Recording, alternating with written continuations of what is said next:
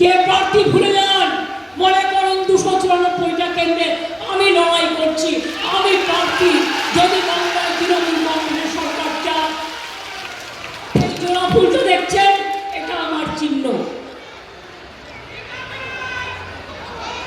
এখানে মিতালি বাগ, আমার মায়েরা মিশনের সব উপস্থিত আছেন, আমার অনেক প্রণাম জানাই, শ্রদ্ধা জানাই।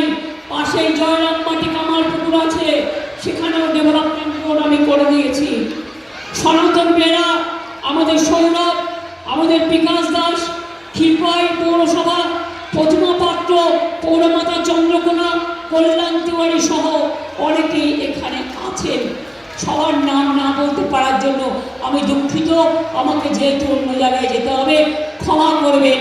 আমি আমার প্রণাম জানাই, সালাম জানাই, জোহার জানাই, নমস্কার জানাই আমার চন্দ্রকোনা মানুষদের।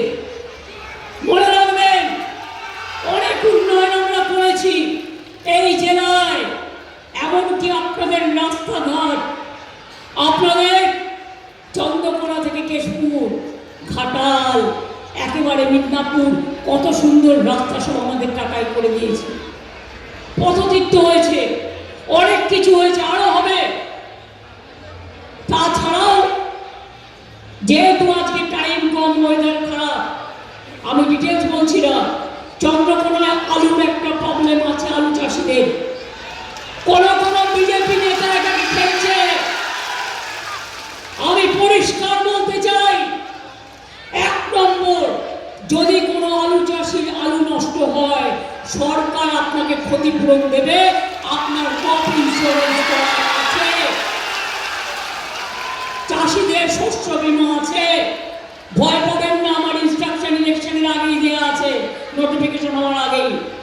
2 নম্বর, আমরা 30% কোল্ড স্টোরেজ করেছি, যেটায় যা আলু কিনতে পারবো সেখানে ঢোকাবো। ICDS এর জন্য আলু কিনবো আমরা, এর জন্য আলু কিনবো ICDS থেকে শুরু করে, মিড ডে মিল থেকে শুরু করে। বাদ বাকি যদি কেউ আলু বাজারে বিক্রি করতে চান, বাইরেও বিক্রি করতে চান, কোনো আপত্তি নেই। কয়েকটা বিজেপি নেতা এখানে চক্রান্ত করছেন, আমি তাদের নাম জানি।